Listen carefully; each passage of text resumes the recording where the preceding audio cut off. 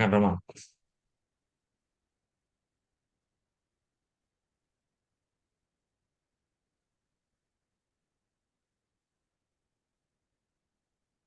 Baik, Pak Iwan, selamat pagi menjelang siang, Pak. Selamat pagi, siang siang, Romo. Ya, baik.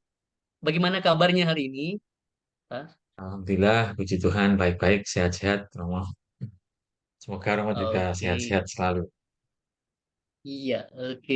Dan sudah Lebaran ya, Pak, Idul Fitri. Selamat Lebaran Idul Fitri. Terima kasih. Masih ada beberapa acara ke depan, tapi hari ini pasti tidak ada Ya, acara. Jadi besok, Senin tidak ada, Selasa ya, baru ada acara. Biasa Romo banyak ya, keluarga, ya, ya, pertemuan keluarga, kalau Lebaran gini. iya, iya, iya. Oke. Jadi kesibukannya apa, Pak, sekarang? Kesibukan ya, me- di 3 hari ini ya berkunjung ke rumah-rumah saudara, membantu orang tua yang kedatangan tamu. Jadi itu yang dilakukan, Rob. Oke, iya, iya, iya. Oke, baik, Pak Iwan. Sebentar lagi kita akan memulai sesi coaching kita. Nanti kurang lebih waktunya minimal 15 menit. Apakah Bapak sudah siap? Yap, Romo. Oke, baik. Eh, Sebelum kita memulai, bolehkah saya tahu apa yang menjadi tujuan Bapak yang ingin Bapak capai di akhir sesi coaching kita pada hari ini, begitu, Pak? Eh, saya ingin siapkan satu rencana atau program kegiatan eh, coaching sebagai salah satu tools yang dipakai untuk guru-guru saya di sekolah. Oh, wow. Jadi ingin mempersiapkan bahwa coaching ini sebagai salah satu program terus Ya, yang salah satu akan dilakukan cara Bapak metode, cara, tools untuk mengajar anak-anak di ya sekolah. di sekolah. Oke, salah satu cara atau terus untuk mengajar anak-anak di sekolah ya akan Ya, betul. bagi para guru begitu ya Pak? Ya, para guru. Ya, ya. Oke. Nah, bisakah Bapak bisa menjelaskan lebih detail kapan itu akan dilaksanakan dan juga manfaatnya? Saya merasa bahwa sampai di titik ini, setelah selesai nanti kelas ke-14, artinya minggu depan, eh, saya akan mulai melakukan perencanaan program ini kepada guru-guru saya. Itu Mhm. secara waktu. Terus kemudian manfaatnya adalah bahwa saya ingin menekankan gitu ya, ingin berfokus pada guru bisa lebih banyak mendengar eh, dari siswa, mendengar dengan cara yang berkualitas, yaitu dengar, dukung, dan tanya gitu, yang saya mau jadikan landasan bagaimana mereka mendidik anak-anak ke depan gitu loh. Oke. Kalau boleh tahu, apakah target peserta gurunya itu sekaligus dari semua jenjang itu sekaligus akan mendapatkan ini atau per jenjang begitu, Pak? Sekaligus ya, saya ingin melakukannya sekaligus. Jadi semua guru akan memperoleh eh, materi yang sama sebagai bagian dari materi dasar yang sama, sebagai bagian dari proses mereka untuk menjadi pendidik lah gitu ya. Oh, wow. Oke. Baik. Tadi Bapak sudah mengatakan tujuan spesifiknya dan juga manfaat, juga target, lalu eh, waktunya kira-kira kapan, Pak? Waktunya mungkin kita mulai eh, bulan Mei ya, Roma ya. Jadi eh, Mhm. startnya di bulan Mei, untuk kemudian nanti bisa dijalankan terus sampai tahapan-tahapan yang saya pikirkan itu selesai. Oke. Baik, sekarang kita akan masuk ke langkah-langkah. Jadi, langkah-langkah apa saja yang diperlukan sehingga tujuan itu dapat Bapak capai? Eh, Langkah-langkah yang saya perlukan adalah yang pertama adalah sosialisasi. Sosialisasi Mm-mm. mengenai apa itu coaching, apa bedanya Ya, coaching dengan mentoring, dengan konseling, dengan training, ya, itu apa saja bedanya. Eh, ya. ini harus benar-benar difahami oleh guru saya. Yang pertama, yang kedua, apa eh, manfaat, kegunaan dari coaching ini dalam konteks mereka sebagai pendidik dan salah satu metode yang dipakai untuk mendidik anak-anak. Yang ketiga, Mm-mm. eh, tentu saja selain telah manfaat, bagaimana cara atau metode coaching ini dijalankan. Itu pertama sosialisasi. Yang kedua, Ya. eh, memberikan kesadaran nih pada dari sosialisasi tadi saya harapkan ada kesadaran dari para guru bahwa banyak metode, banyak cara, banyak strategi yang mereka harus gunakan untuk mendidik di Mm-mm. masa sekarang, utamanya fungsi mereka sebagai fasilitator, guru sebagai fasilitator. Yang ketiga adalah eh, saya memerlukan untuk melakukan satu proses tahapan etap apa ya fase etape tahapan gitu apa mesti yang dilakukan dulu yang kedua apa yang ketiga apa yang keempat terus kemudian juga menetapkan targetnya seperti apa evaluasinya nanti terhadap guru yang sudah melakukan sudah mendapatkan proses ini seperti apa juga harus dilakukan utamanya tujuannya adalah supaya anak-anak ini mendapatkan pendekatan pembelajaran yang berbeda treatment yang berbeda sehingga anak-anak ini merasa lebih dianggap sebagai manusia dalam proses belajar mengajar, tidak sekedar sebagai guru dan murid, guru bertindak sebagai orang yang mentransfer pengetahuan dari buku ke kepala murid saja, itu kira-kira. Ya. Oke, menarik sekali Pak. Tadi ada kurang lebih 5 langkah begitu. Nah, terkait dengan 5 langkah ini tadi, fase-fase tadi yang Bapak sampaikan terkait dengan fase-fase tadi maksudnya seperti apa Pak? Bisa lebih diperjelas. Baik, mungkin fase pertama adalah fase sosialisasi dengan target paham. Paham ini Hmm. berarti paham bedanya coaching, konseling, mentoring, training, itu semua sudah paham. Sadar bahwa coaching ini salah satu strategi, salah satu cara, salah satu metode untuk mendidik. Yang ketiga, paham tentang manfaat, paham bagaimana caranya. Goalsnya adalah kesadaran. Oh ya, oke. Sadar bahwa harus ada ketika mendidik anak berarti harus ada mendukung, harus ada bertanya, harus ada mendengar dengan baik. Fase satu, paham, sadar. Fase dua, mereka mulai setelah paham, sadar, mereka mulai mempraktekkan dalam kehidupan kelas sehari-hari. Dipraktekkan, eh, dan dari situ nanti ada proses saling eh, apa mengevaluasi. Ada satu mekanisme di mana guru bercerita pada guru yang lain bagaimana proses ini berjalan. Fase 2. Fase tiganya adalah harapan saya. Fase 2 ini guru mulai terlatih targetnya. Sudah mulai terlatih. Oh ya, saya terlatih itu. Memakai salah satu cara. Jadi saya tidak mau beranggapan bahwa ini satu-satunya cara.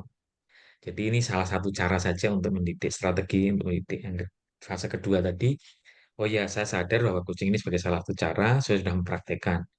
Fase tiganya, harapannya adalah terus mempertajam, mengkombinasikan, memadukan tools, memadukan metode coaching ini dengan metode-metode yang lain. Sehingga guru ini akan menemukan cara sesuai dengan cara terbaik yang mereka bisa gunakan untuk membuat siswa itu tujuan akhirnya adalah potensinya berkembang baik, potensinya maksimal, minat bakatnya tersalurkan, terfasilitasi, terus kemudian mereka anak-anak sebagai manusia juga bisa eh, terfasilitasi dan mereka bisa benar-benar merdeka dalam belajar. Kira-kira kayak gitu, Rom, fase-fase. Oke, wow, luar biasa sekali, Pak. Untuk Bapak Ibu guru yang nanti akan mendapat sosialisasi dan juga terkait pengenalan terkait dengan materi coaching ini dan diharapkan bisa menjadi media salah satu media mereka untuk para siswa begitu. Nah, apakah nanti eh, untuk memperkenalkan ini apakah ada waktunya secara berkala? Tidak, artinya pertemuan rutin berkala untuk sampai kepada target yang mau dicapai tadi. Artinya guru apakah satu kali saja cukup atau secara berkala Bapak akan membuat jadwal pertemuan dengan para guru lalu baru nanti mereka bisa mulai untuk bisa mengcoaching siswanya. Apakah ada target-target waktu secara berkala pertemuan begitu? Jelas sangat tergantung pada situasinya. Kalau satu kali sudah bisa paham akan lebih bagus, tapi kalau belum paham ya harus mungkin dilakukan dua, bahkan tiga, empat kali. Yang paling penting karena target dari fase ini adalah paham, benar-benar paham, Hmm, ya itu harus dilakukan dan saya mesti sadar bahwa tidak semua guru punya kapasitas yang sama untuk memahami ini dan sadar ini. Kira-kira gitu. ya, ya, ya, ya. Oke, baik. Lalu kira-kira eh, seperti apa bentuk action plan yang akan dibuat, Pak, terkait dengan Eh, langkah-langkah tadi yang sudah Bapak susun, lalu action plan-nya seperti apa? Mungkin saya perlu buat semacam matriks ya, eh, Hmm, matriks action plan. Jadi hmm, matriks ini nanti akan berisi eh, aktivitas, terus kemudian target, terus kemudian disesuaikan dengan guru ini sudah mencapai target kelompok-kelompok gitu mungkin ya kelompok satu, kelompok dua, kelompok tiga. Kelompok satu itu yang bisa hmm, dengan cepat sudah paham di fase ini, fase dua ini sudah paham seberapa, fase tiga seperti apa. Itu mungkin saya akan lakukan seperti itu ya, Romo, bentuk dari action plan itu. hmm, hmm. Wah, jadi akan ada fase-fase dan juga membagi guru dalam beberapa kelompok begitu sesuai dengan fasenya, sehingga nanti mungkin akan lebih memperjelas dan juga memudahkan dalam pemahaman mereka dan juga sesi pendampingan yang diperlukan di setiap kelompok begitu ya Pak. Iya, mungkin seperti itu. Dan mungkin saya tadi berpikir ada pretest kali ya. Jadi lakukan Oh iya iya. pretest dulu ya. Jadi kasih soal dulu, Eh, silahkan dikerjakan. Pengetahuan Ya. awal mereka tentang coaching itu apa, Mhm, mentoring itu apa, dan segala macam. Terus kemudian dari situ baru kita akan mhm, masuk. Jadi mungkin ada yang sudah paham, ada yang belum. Dari situ nanti kemudian dipakai sebagai salah satu alat untuk kemudian menentukan sebaiknya dimulai dari mana titiknya. mhm, mhm. Oke. Tadi Bapak sudah menjawab ke pertanyaan bagaimana cara menjalankan action plan itu, salah satunya dengan pretest tadi. Mungkin ada cara lain, kira-kira action plan itu akan dijalankan seperti apa selain tadi pretest yang akan dilaksanakan. Setelah pretest ya tentu dengan metode eh, penyampaian materi. Penyampaian materi itu Mhm. bisa dilakukan dengan cara saya bicara, direkam video, terus Ya. kemudian mereka akan mendengarkan, kasih satu eh, teks itu, terus mereka akan mempelajarinya di rumah masing-masing. Terus nanti ada sesi ketemu begitu untuk mendiskusikan. Itu mungkin akan jadi lebih eh, efektif dibandingkan hanya eh, ketemu langsung begitu ya, tanpa ada teks dan segala macam. Mhm. Sekalian saya juga punya kesempatan itu saya gunakan untuk saya mengulangi lagi materi yang sudah diperoleh ini, kemudian saya Mhm. eh, Ya. apa eh, produksi lagi dengan kata-kata saya sendiri, saya tambahkan sesuai dengan Mhm. konteks di tempat saya, gitu, di organisasi saya, di sekolah Mhm. saya, dan dari Mhm. situ nanti bisa jadi bahan ajar bagi guru-guru saya. Jadi eksperimentasinya di tempat saya. Nanti kalau itu berhasil bisa Mhm. dilakukan eksperimen di sekolah-sekolahnya, nanti di organisasi lain. Oke. Wow, iya, iya, iya, iya. Oke, wow, luar biasa, Pak. Lalu terkait dengan apa nama tadi action plan itu, bagaimana caranya Bapak untuk memonitornya, lalu juga apa alat, bahan, dan cara yang diperlukan begitu. Yang pasti saya kalau ditanya soal monitor berarti saya harus mempersiapkan semua semua materi perencanaan itu dengan lebih detail. Ya. Dan setiap langkah tadi itu ada bagaimana mekanisme untuk memonitornya. Karena kalau tidak Hmm. dipersiapkan dengan detail, apa yang akan saya monitor gitu kan? Ya, Jadi ya. memang tugas yang pertama, yang paling penting adalah mempersiapkan benar-benar dari langkah 1, 2, 3, 4, 5, 6, terus dengan detail. Hmm. Jelas tujuannya, targetnya jelas, kapan dilakukan waktunya, siapa saja yang akan terlibat di situ. Eh, Kalau pretest ya, pretestnya itu soalnya kayak apa dan segala macam sudah dipersiapkan dengan detail. Nah, nanti monitornya adalah gimana nih setelah ini dilaksanakan seperti apa. Tapi cara monitornya ya menurut saya ada kuis-kuis gitu, Romo. Monitor Hmm, pemahamannya hmm, hmm. dengan kuis-kuis Ya. singkat yang bisa disampaikan kepada guru-guru saya. Satu, yang kedua mini praktek gitu ya. Mini praktek Hmm, itu hmm, hmm. materi seperti yang kita terima ini. Kita Ya. sudah ada daftar pertanyaan, silahkan coba ditanyakan, coba kita eh, praktekkan dan kita evaluasi sama-sama gitu. Kira-kira begitu. Oh, iya. Berarti tidak ada pretestnya juga, dan juga berarti ada semacam post-test lewat praktek tadi ya. Jadi ya, ditargetkan bahwa guru-guru tadi eh, punya punya kliennya siswa lalu dipraktekkan begitu. Apakah seperti itu, Pak? Ya, jadi setiap fase punya target. Target Hmm. post-testnya, kalau pretest tertulis, post-test tertulis di fase 1. Karena yang ditargetkan adalah pemahamannya. Yang fase 2 Ya. adalah mereka eh, melakukan pretest, ada praktek-praktek Hmm. mini praktek dengan pasangan masing-masing seperti yang kita lakukan, tapi di akhir Ya. eh, fase 2 ini mereka sudah praktek dengan muridnya. Ya. Nah, itu yang menjadi post-testnya mereka.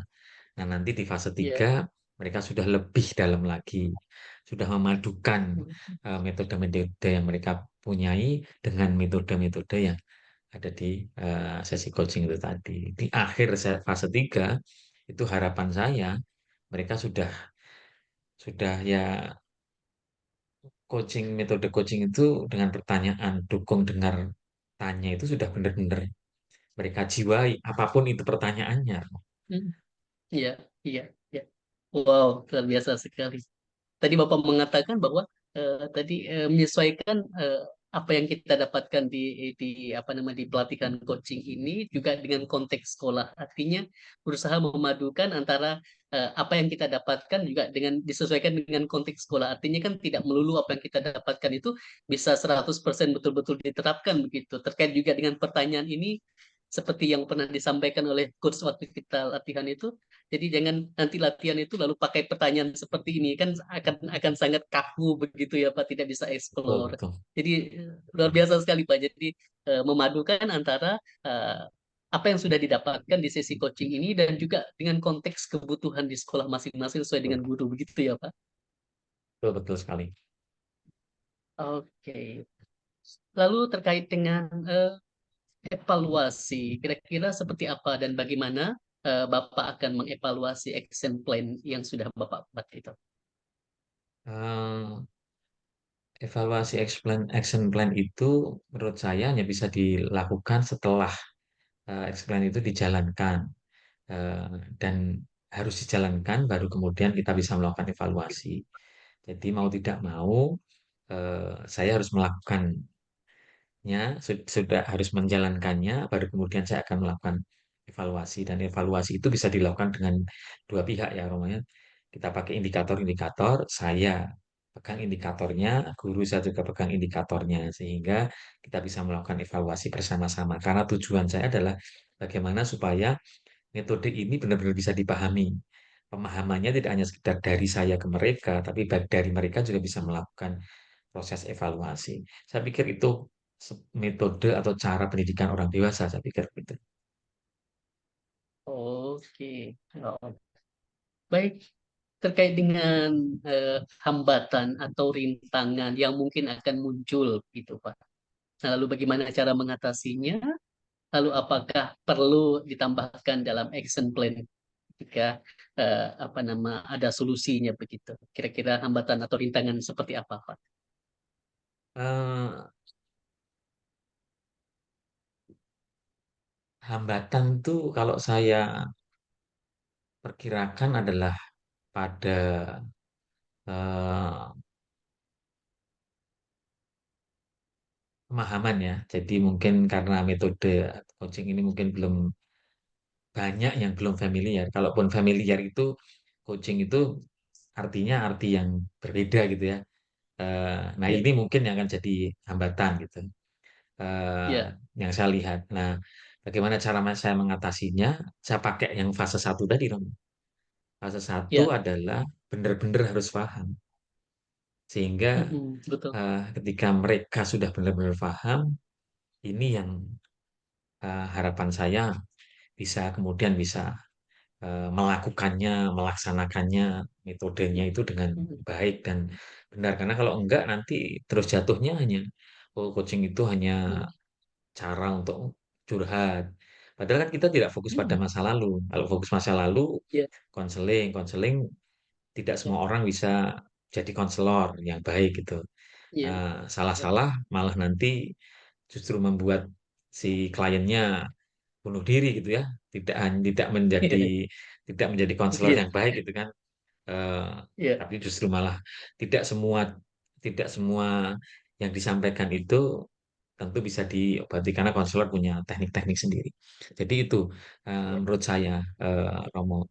ya, Nah, ya, hambatan lain mungkin pemahaman yang salah yang selama ini ada mm, itu yang harus dibongkar dulu ya, kan. ya, Dibongkar ya, dulu ya. terus kemudian dikasih pemahaman yang benar. Nah, ini yang menurut saya mungkin akan memakan waktu lah, tapi saya yakin bisa untuk diatasi.